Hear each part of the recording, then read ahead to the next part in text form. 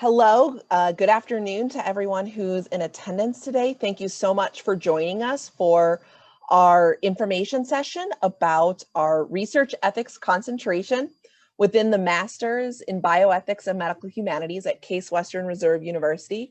We're so glad you could join us today. My name is Dr. Leah Jeanette. I work in the Department of Bioethics in the Master's program. And we're going to get started. So our agenda today is pretty simple. We're going to talk about CASE and the School of Medicine. We'll talk about the concentration and the program overview. We'll talk about student assistantships, financial aid, the application and deadlines, and Cleveland, Ohio, where we're located, and then leave time for Q&A at the end.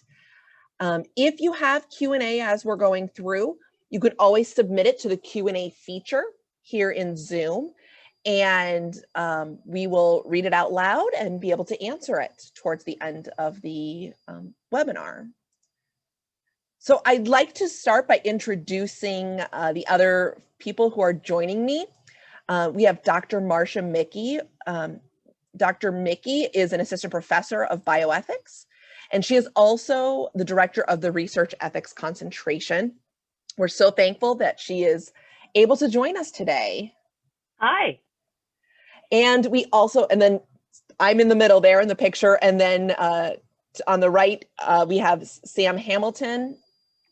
Sam has been instrumental in helping us with advertising the master's program and running these webinars. She's the assistant director of enrollment for management for the School of Medicine. So Sam, thank you for joining us. Of course, happy to help. All right, so I'm going to hand it over to Dr. Michie to start talking about CASE, Western Reserve, and the School of Medicine, and kind of get us started. Terrific. I'm happy to do that. So welcome, everyone. My name's, as she said, Dr. Marsha Michie, and my specialties will sort of come out during this webinar, but one of the things I've been really excited to do since I've been at CASE, and I've been here since 2017, is to start running the research ethics concentration in the master's program. Our School of Medicine is really just wonderful. It's a very, very reputable School of Medicine. One thing that people coming into master's programs don't always realize is that there's a big difference between undergraduate reputations of schools and medical school reputations. And Case Western has an excellent reputation in both of those things. But our medical school is really well respected across the nation and around the world. We're #1 in Ohio. We're number 24 in the nation. We have some really great programs in terms of healthcare law, social work. Our Doctor of Nursing program is ranked in the top 12 in the US, and our master's program also. We have terrific medical school ranking for research as well. Leah, you can put it to the next slide if you want to. So we're also, because we're talking about research ethics today, I wanted to talk a little bit about research. As far as the impact ranking of our biomedical and health sciences at Case Western, we're #7 in the US and #12 worldwide. We're number 23 in getting NIH research funding. We've got well over 1,000 NIH grants at Case and our affiliate hospitals. We have almost 800 faculty working on these grants. And what that tells you is that we get a lot of bang for our buck.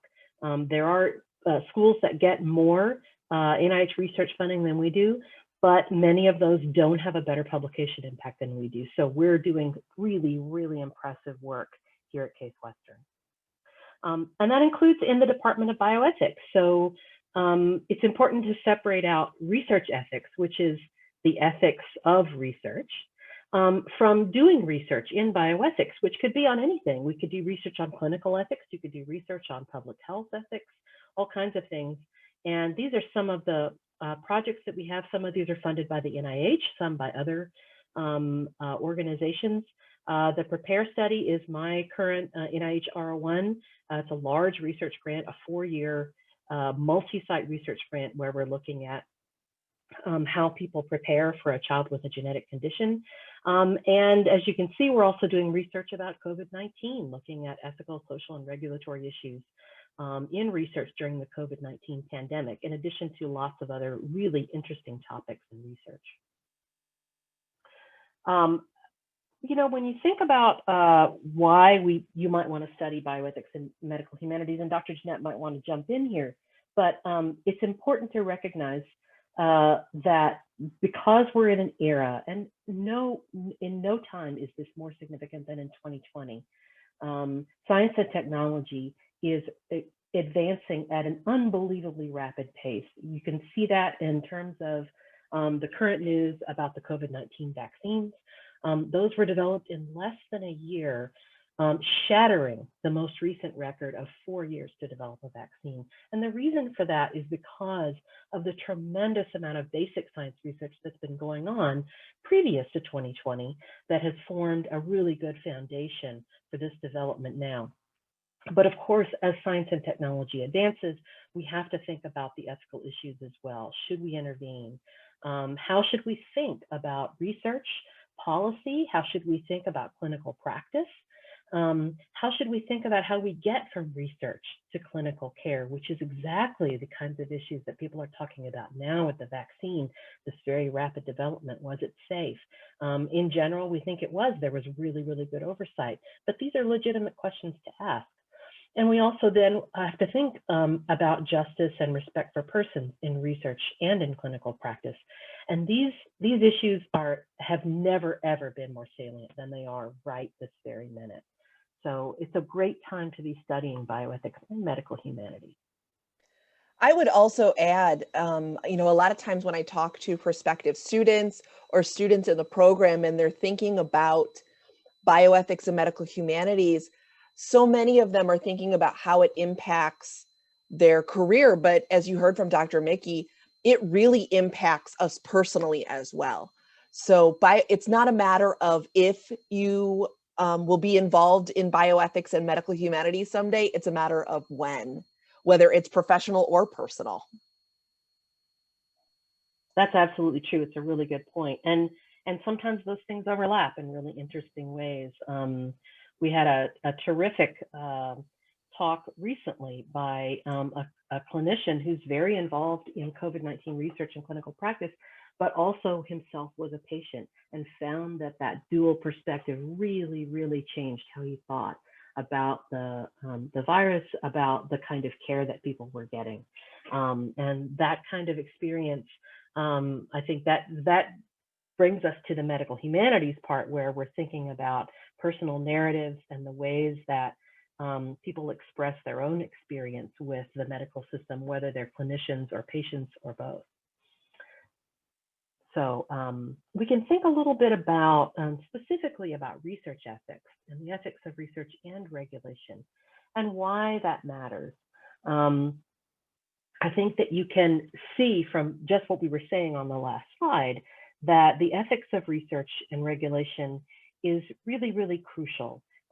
It impinges on everything that we do in terms of clinical practice, because it's how we get pharmaceuticals, diagnostics, medical devices, everything else into the hands of physicians and eventually patients, and it affects the lives of patients and their families, you know, really for their whole lives.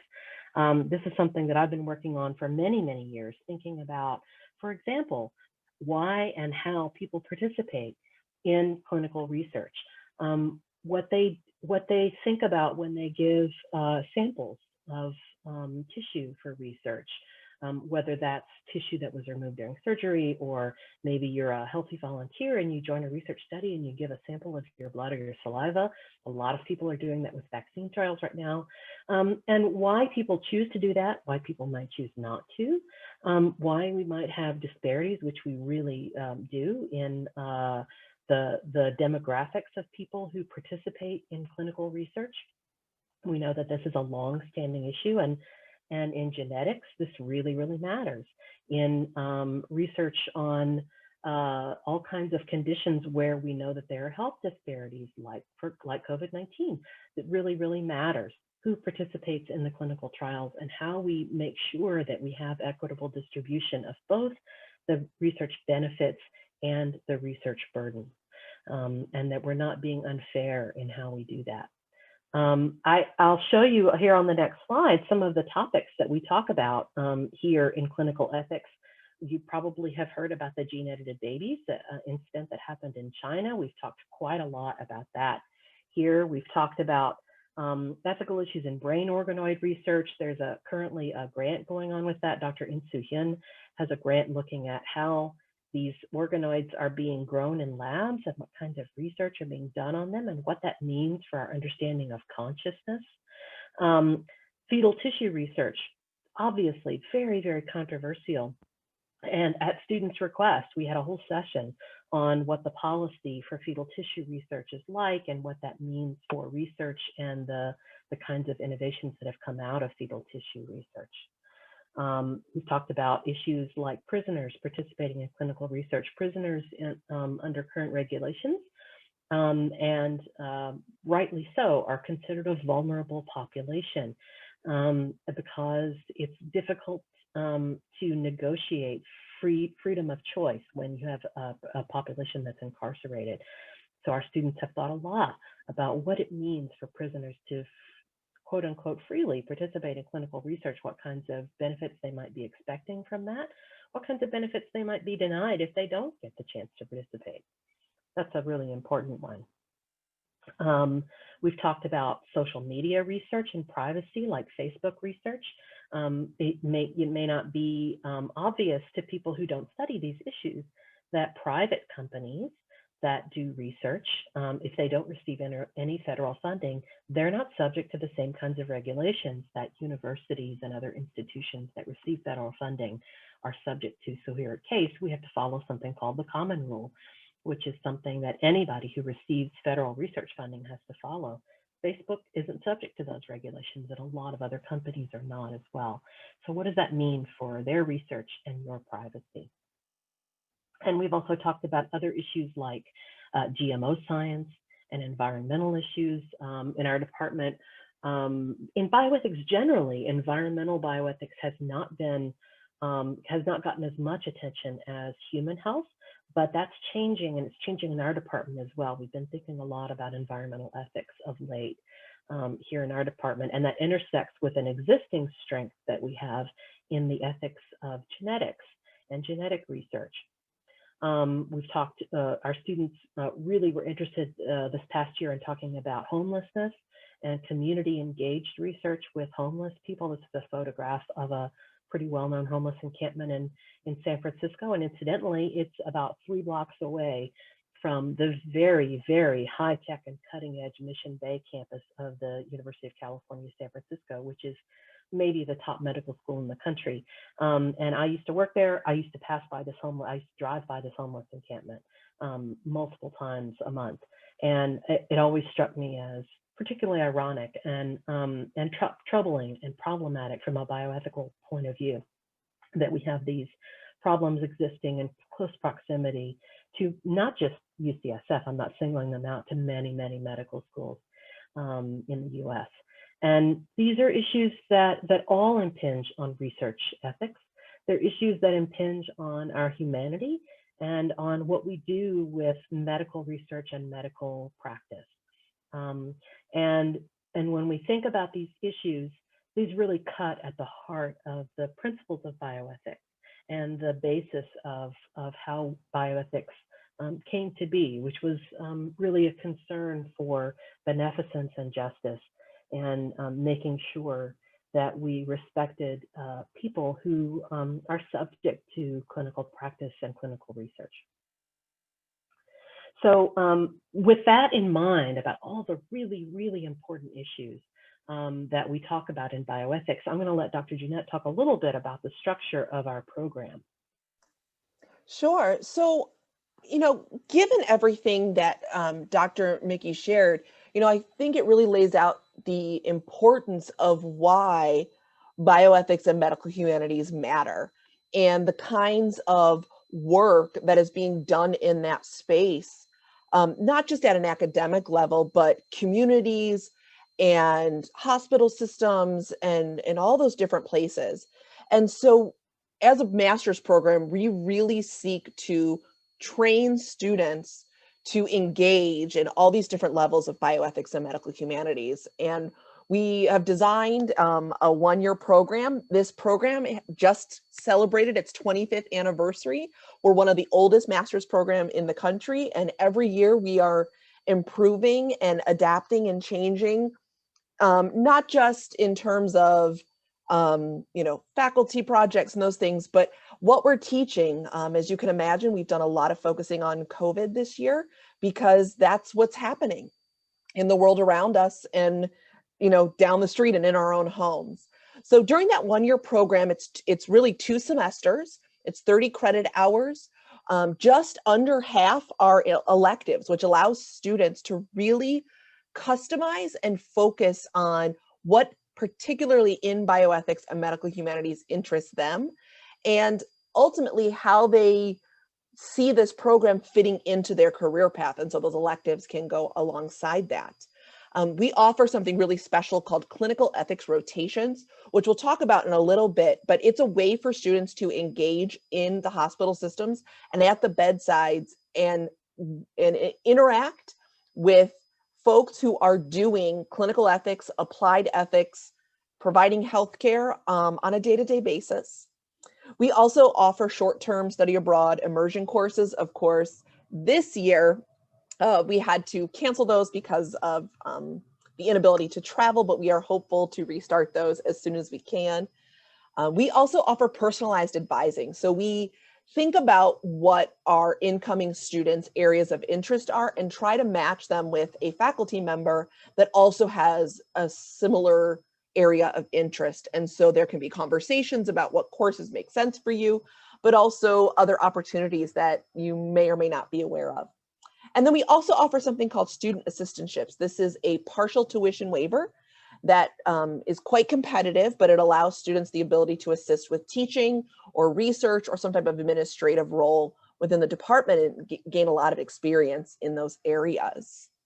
And we'll talk a little bit more about those when we talk about financial aid. So one thing I will say, as I mentioned earlier, how does bioethics and medical humanities help your career path?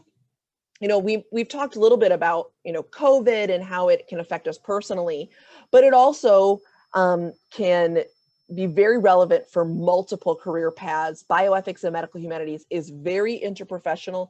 It's very multidisciplinary, both in its origin and in terms of the current practice. We have faculty that come from all different areas of study. Dr. Michie came from a background of anthropology. We have social medicine, medical humanities, we have philosophers, we have lawyers, we have physicians. The list is quite long, and it makes for a really dynamic learning experience because you get different perspectives, you get different levels and areas of expertise. And ultimately, it allows us to launch students into their professional careers. So we have students who do our program and they go on to medical school, law school, some type of graduate or professional school. We have students who go on to work in the research space or regulatory work. We have students who go on to study and work in arts and humanities. We also have alumni that go on to bioethics and academics itself. I myself am actually an alumni of the program. I graduated in 2009 and went on to become a bioethicist, and now I'm back working in the program and in the department. But the other thing that our program really is very proud of is that we provide the space and the opportunity for students who are undecided. So you will be exposed to a lot of different career paths, a lot of different professional options throughout your time in the program to think about, what interests me and how do I make that into what I do? And so it provides the space and the ability to discern the different options laid out for you. Dr. Michie, do you have anything to add about this? I think that's terrific. I think that it's also really important to think about how valuable bioethics can be in a lot of different future career paths. We happen to have a dual degree program in genetic counseling and bioethics. And one of the things that happened recently was one of our graduates from that dual degree program got a job as a genetic counselor in a hospital. And almost immediately when she got there, they said, "You have a degree in bioethics." And they immediately grabbed her and asked her to help them write certain policies for clinical care. I think she pretty quickly began serving on the ethics committee there. And she had all kinds of doors open up for her in a career that she was well prepared for and would have been fine at without the bioethics degree. But with that bioethics degree in medical humanities, she was able to have such a much richer role in her existing career. And I think we've seen that from lots of folks who go on to careers where they might not necessarily be called a bioethicist primarily, but bioethics has so enhanced what they're doing, whether it's a medical career or a law career or really anything.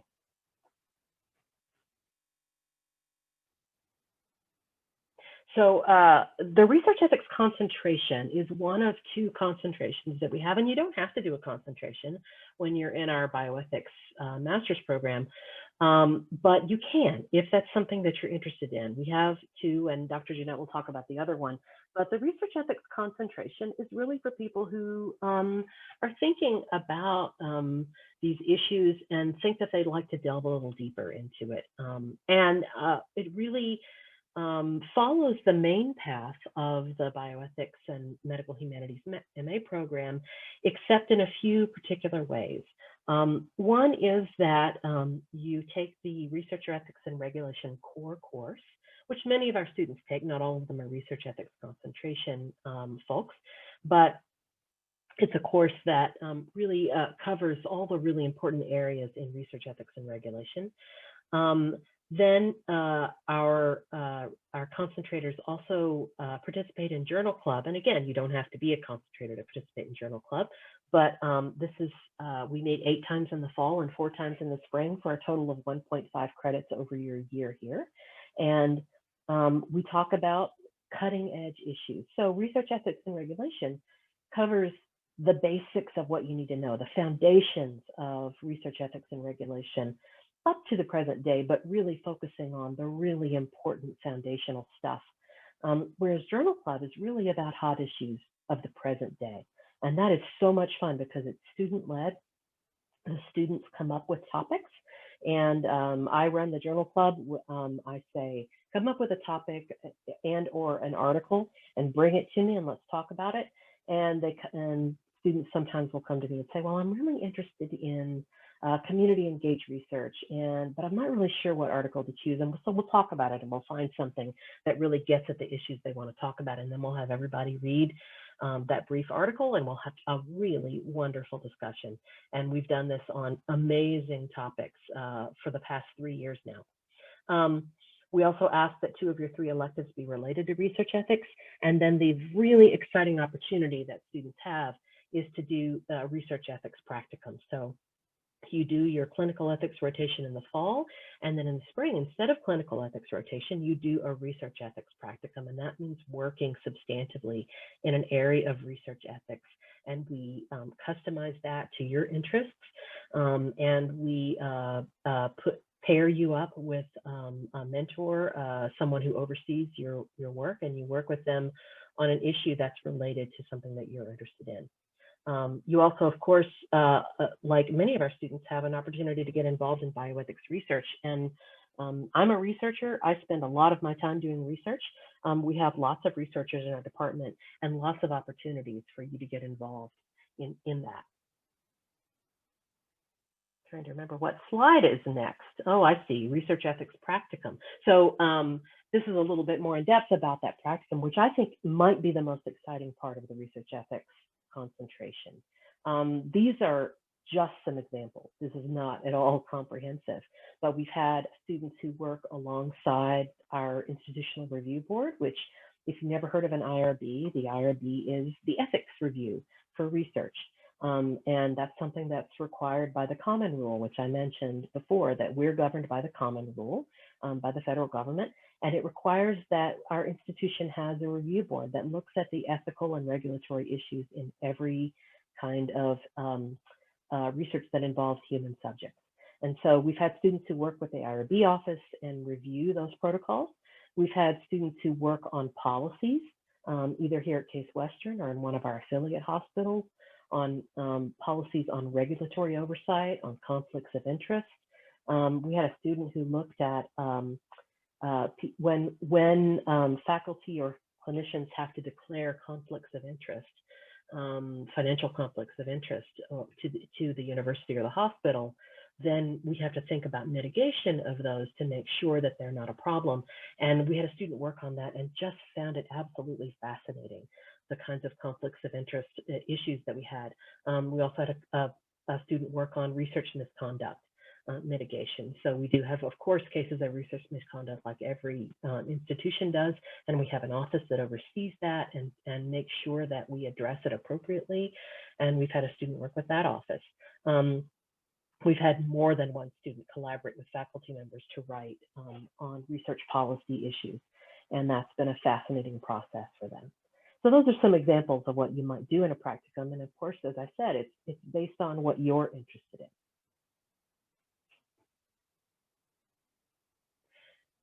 So the one-year master's program, if you were doing the research ethics concentration, as I said, it basically follows the pattern of the master's program with these slight exceptions, which is that one of your, what would have been an elective if you weren't in the research ethics concentration, one of those becomes research ethics and regulation. You still have 3 electives left, and we ask that 2 of the 3 of those be related to research ethics. The other one can be anything you want. Then you have a total of 1.5 credits for journal club. That's 1 credit in the fall and half a credit in the spring. And then, as I said, in the fall, you'll do your regular clinical ethics rotations with everyone. In the spring, you'll replace that with a research ethics practicum that's customized to you. I don't know, Dr. Jen, if you'd like to say more about this particular setup here. So I would just add that, in your Foundations of Bioethics 1 in the fall, Foundations of Bioethics 2 in the spring, those courses are where you're going to get the core bioethics and medical humanities knowledge and, understand the fundamentals. And then through your research ethics and regulations course, you get fundamental information and knowledge about research ethics and regulation and the history, kind of as Dr. Michie talked about a little bit. And then your electives are a great way to think about what interests you and how that overlaps with research ethics. And so I think the curriculum really aligns itself well to think about what you're interested in and where you think your career is going to go, and be able to study and focus on those areas. And actually, that's what the capstone also allows you to do, which we'll talk about in just a second. So I will go ahead and take this slide. So just to kind of reiterate, you don't have to do a concentration. We have students who come in and do what we call the traditional program. And so it allows you the opportunity to customize, personalize your electives to meet whatever educational goals you have. You have 2 full semesters of clinical ethics rotations, which we'll talk about in just a second. And our other concentration is called Medicine, Society, and Culture. And this has a core course that talks about social medicine, medical humanities. What does it mean to think about medicine and health in another society or another culture? There's the opportunity for what we call the MSc seminar.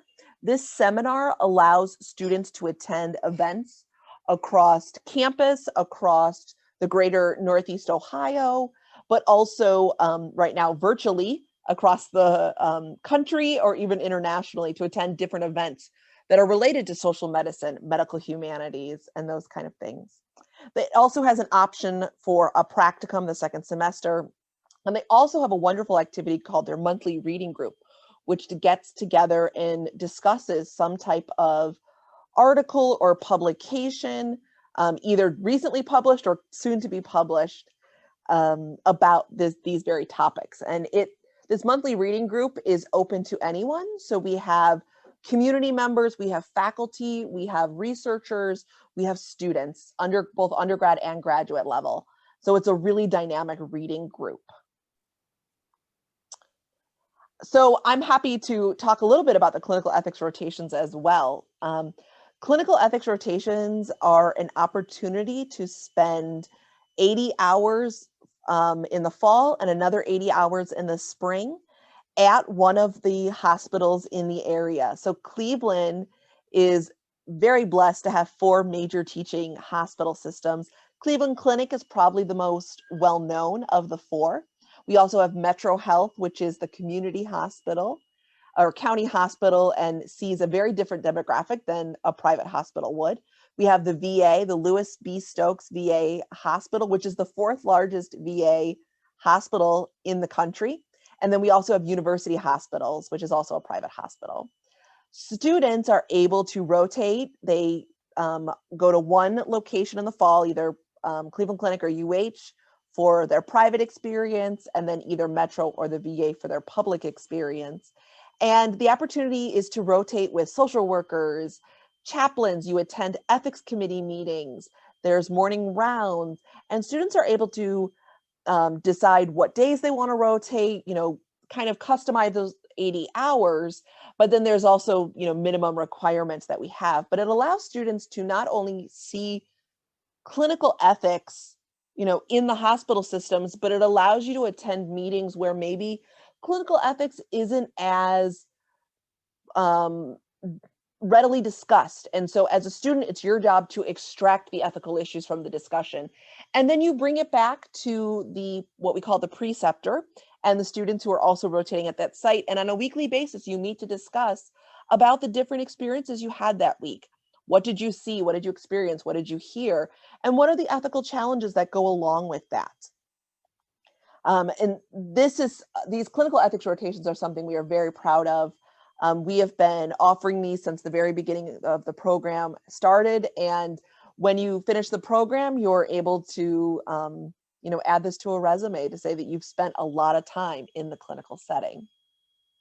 And as we mentioned earlier, if you choose to do the research ethics concentration, your second semester, instead of doing the rotations, you do the practicum.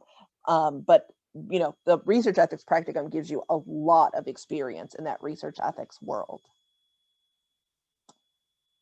So Dr. Michie, I'll turn it back over to you if you want to talk about capstone. I know you've done quite a number of capstone papers with students.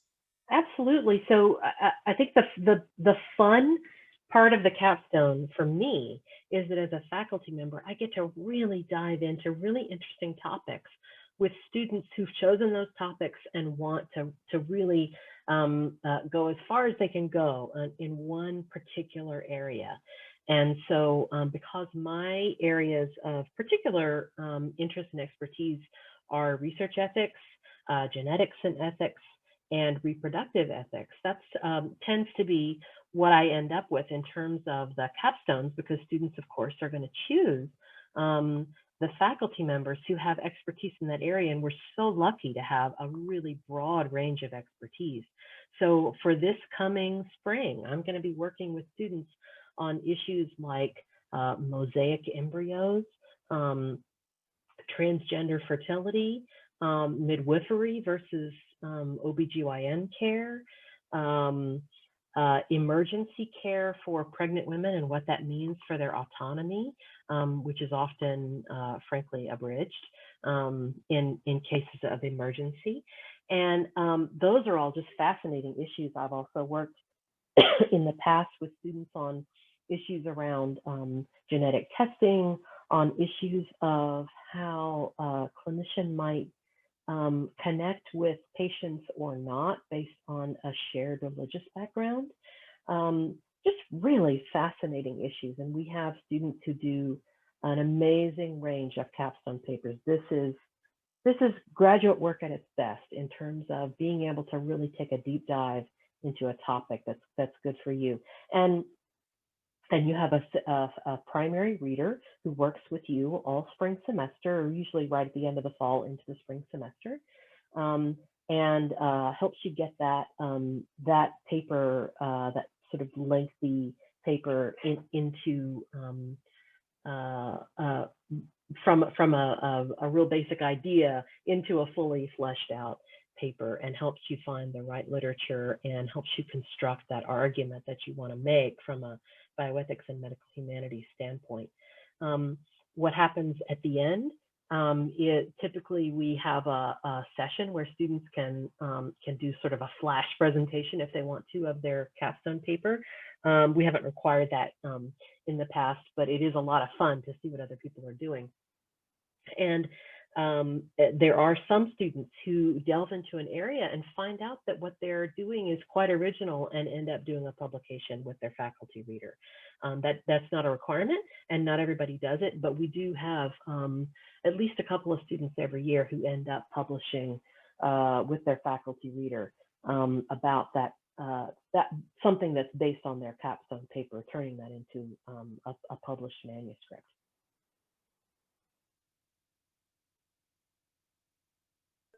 So right now, this slide makes me a little sad. I understand why. It makes all of us a little sad.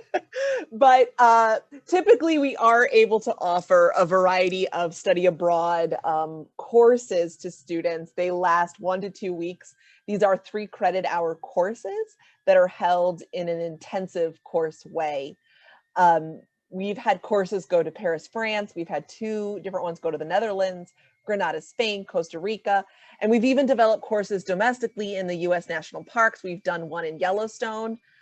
This upcoming May, we're actually going to do one, but we're going to do it in a national park close to us. So here in Cleveland, just south of Cleveland, we have the Cuyahoga Valley National Park System.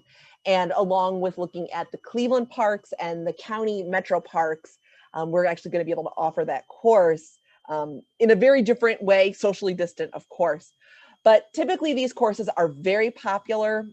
Students are able to spend time in these countries learning from physicians and bioethicists and all different levels of expertise and areas of expertise to allow students to do a cross-cultural comparison. For instance, in the Netherlands course, you spend time learning about the drug policy and going into a coffee shop to see how drugs are handled and what the laws are, and better understanding what a user room looks like, and compare that to the US, which is a very different model for drugs, although it is starting to change here in the US. We are hopeful that as vaccines become available for COVID and things start opening up down the road, that eventually we will be able to offer these courses again. All right. As was mentioned before, we do have dual degree program opportunities. So you have to apply to each program independently, but we have the dual degree options for MD, JD, a Master's of Public Health, Master's of Genetic Counseling, as Dr. Michie talked about before, Master's of Nursing, Master's in Social Administration, which is equivalent to a Master of Social Work, and a PhD in Genetics. And it allows students to study bioethics and medical humanities alongside their primary area of study. And it makes for a really dynamic class of incoming students every year, because students who are studying our program intensely for that 1 year are sitting alongside students who are in dual degree programs as well. And so students enjoy being able to interact with each other in their class discussions, and they are able to learn from each other as well. I agree, and I'll just point out that one of our students in the research ethics concentration last year is a dual degree student, and so this year she's spending more time over in the law school working on her law school requirements, but she is doing a little bit in bioethics. And that was fascinating to have somebody in research ethics who had such a broad knowledge of legal policy and really a much better knowledge than I do, because that intersects so much with research ethics, and that was a lot of fun. And in addition, I just found out last week or 2 weeks ago that we got a manuscript published with our student Michelle Gatto, who was a dual degree in public health and bioethics. got, you know, 2 master's degrees at once.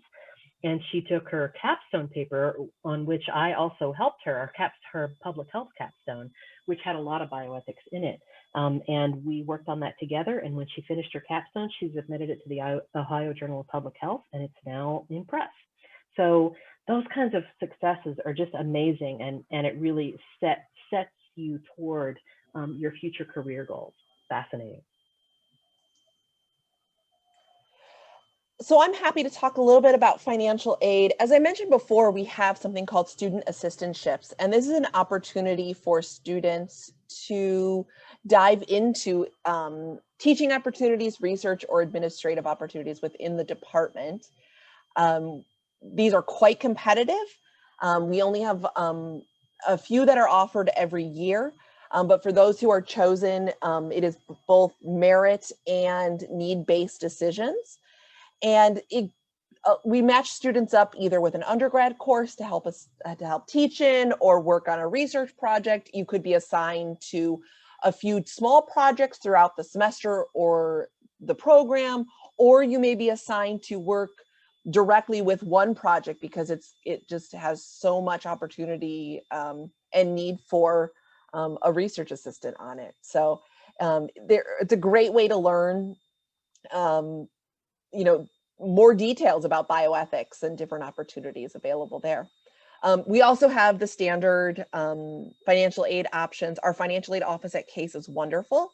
They can help you work through grants and loans and scholarships, work study opportunities, and then all tuition information is available through Graduate Studies. They set the tuition and fees that apply to our students. So you can look up more information through Grad Studies for that.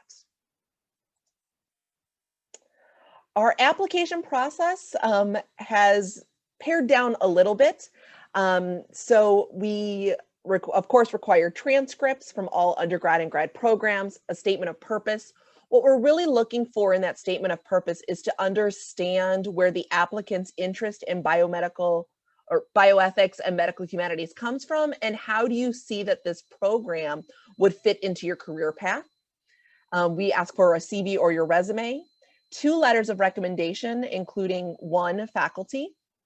And then if a student is an IGS applicant in integrated graduate studies, those are for current undergrads at Case who can do the master's program during their senior year. We require them to submit a pre-program plan of study, the PPOS form. Once we have a completed application, it is reviewed by a member of the admissions committee within our department. And then there's an interview that takes place via telephone or Zoom, just to get to know you a little bit better, to better understand your interest in the program and talk to you a little bit more about it on an individual basis.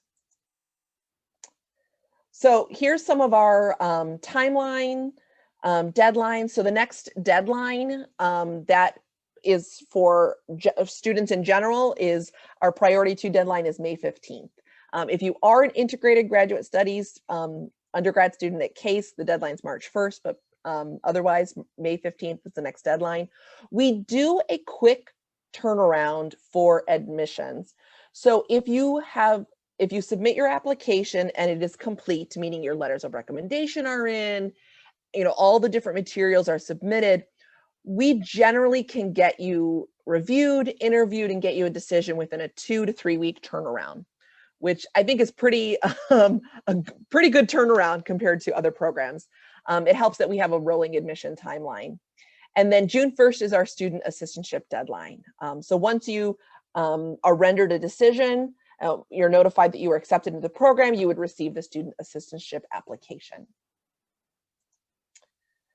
So the last thing we're going to talk a little bit about is Cleveland. And I am a Clevelander born and raised here. I did go away for undergrad and grad school, but I chose to come back to Cleveland. Cleveland's an amazing place.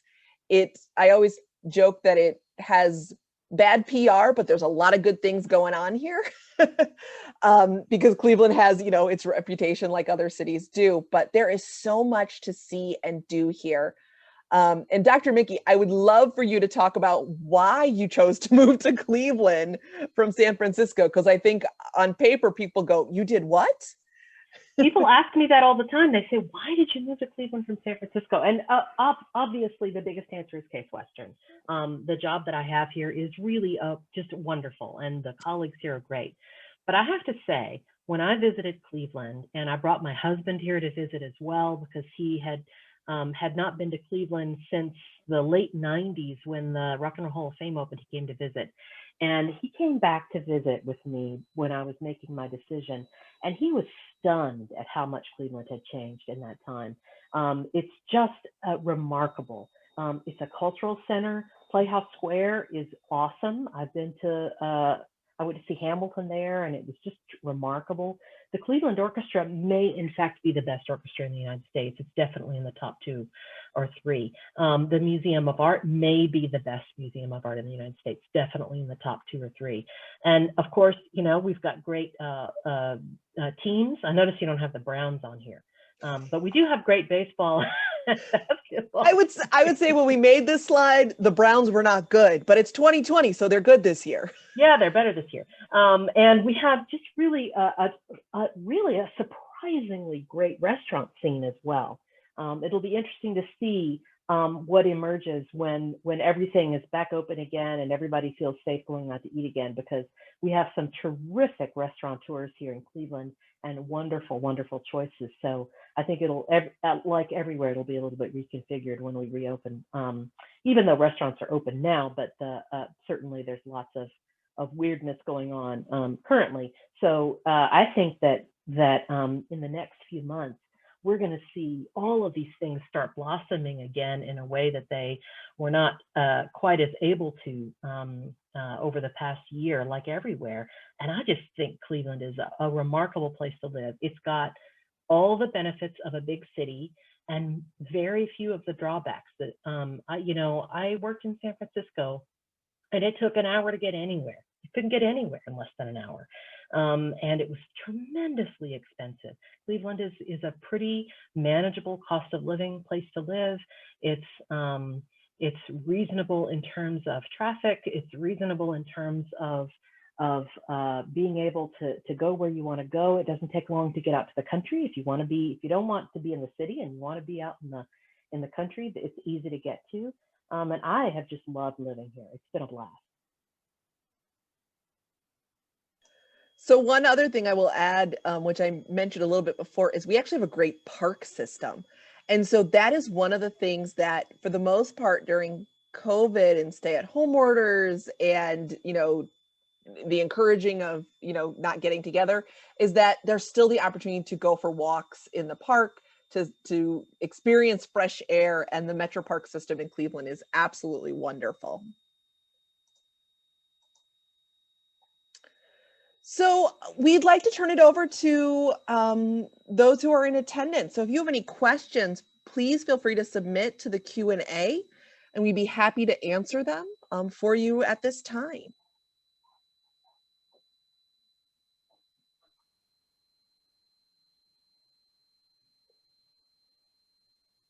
If we're waiting on questions, can I say a couple of words about the farm? Oh, yes, please. So it's somewhere between a park and a campus. So Case Western owns a farm.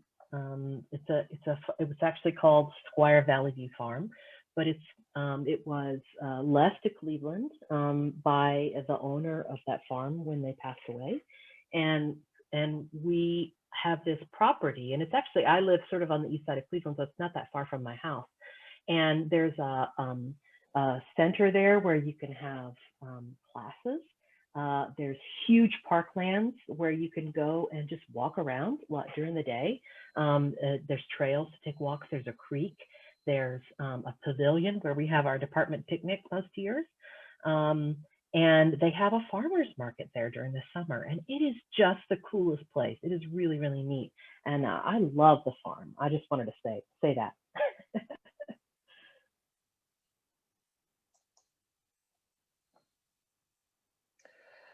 So I am seeing one question here.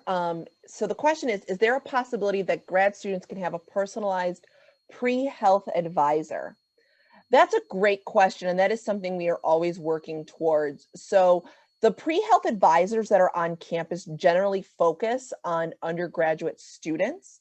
And so we don't have a pre-health advisor that is directly focused on graduate students, but that doesn't mean that the pre-health advisors wouldn't have a meeting with you, wouldn't talk to you.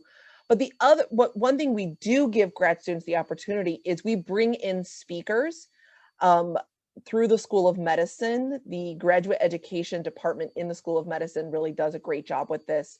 So they bring in speakers that can help students as they prepare for different health careers. To bring in, if you're interested in going to med school, bringing in someone to talk about how to write a personal statement that is compelling for a med school application, or what do you want to think about for your letters of recommendation. We recently brought in our department, we had someone come in and speak to students because while he is a physician, he also works as an architectural consultant because he has multifaceted interests. And so he takes his medical knowledge and his architecture knowledge and can consult, on multiple fronts when hospitals are being built. And so we do bring in experts to speak and meet with students to help best support them as they think about their next step after the program as well. Absolutely. And we have physicians in our department that are part of our department. And in addition, almost all of our faculty work very closely with the med school in the med school curriculum. I am part of the design team for the block of the med school curriculum here at Case that is about genetics and reproductive health. And so I spend a lot of time working very, very closely with clinicians as part of that, and also with clinicians through my research. So I'm conducting research now at university hospitals. And so I work closely with clinicians over there. And all of our faculty work very closely with clinicians or are themselves practicing clinicians. And so you get the benefit of that experience as well.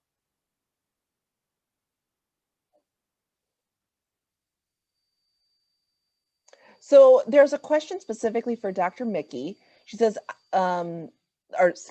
this question says, I am an HIV research student at Lorain County Community College. How can I make the most impact if I decide to go to the research ethics concentration path?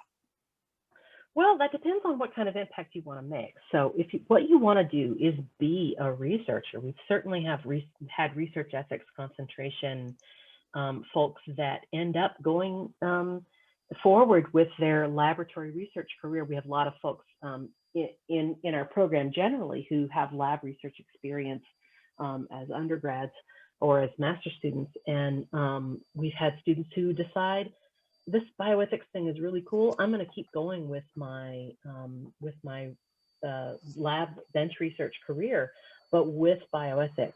And what that turns out to be is a real asset to them as they think about the ethical issues related to their field. And HIV research is absolutely a wonderful area in which to combine bioethics and a research career, because to be honest, HIV research revolutionized human research in this country. It's the way we think about research, the way we think about compassionate care in terms of experimental medicines, the way we think about partnering with research participants. HIV changed that, and HIV activists changed that. And so there's a lot to do in HIV research. If you were interested in doing the research ethics concentration and you wanted to move forward as an HIV researcher, either as a clinician or as a bench researcher, I think that bioethics background would really make a big difference in how you did your research, and also in how you partnered with research participants, people who give samples for research, people who might benefit from research, and with ethicists as you design research projects. So there's a lot to be done there. And we have actually several people in our department whose careers started with the HIV epidemic and with working on issues around that. Dr. Patricia Marshall, Dr. Amy Schoen, and I think some other folks as well have done significant amounts of research on the ethics of HIV research and how we practice medicine for HIV patients. Yeah, I think someone else that came to mind from our department is Dr. Sana Liu. Yes, I knew I was forgetting someone. Has done quite a bit. And she actually helps and oversees the research ethics practicum. So she's the one you meet with to figure out, what your practicum experience is going to be like. So that was the first thing that she was the first one that came to mind. Yeah, I knew I was leaving somebody really important out because she's done a ton of research in HIV. Dr. Amy Schoen was at NIH and helped coordinate the response to the HIV epidemic. Dr. Patricia Marshall worked with intravenous drug users around HIV and when she was at Loyola. And so she has a significant amount of research in that area as well. And Dr. Marshall is the Associate Director of the Research Ethics Concentration. So you'll definitely get to know her if you join us here. So I'll do one last call for any final questions from our attendees. But in the meantime, if you have questions for us, you can always email us, bioethics@case.edu. I regularly check that email. Sam Hamilton does as well as others in our department. And if we don't know the answer, we can easily forward that on to other faculty, including Dr. Michie, if you have questions for her as well. Yes, of course. I'm happy to answer questions after this. If you want to send your questions to that email, I'm more than happy to answer anything I can or to put you in touch with the right person. That's half of the battle, is finding out who the right person is to answer the question. All right. Well, thank you so much to everyone who's attended. Thank you, Dr. Michie, for sharing with us today. This was, it's always interesting to hear about the ongoing research projects, both in our department, but at Case at large, and have a conversation about it. So thank you so much.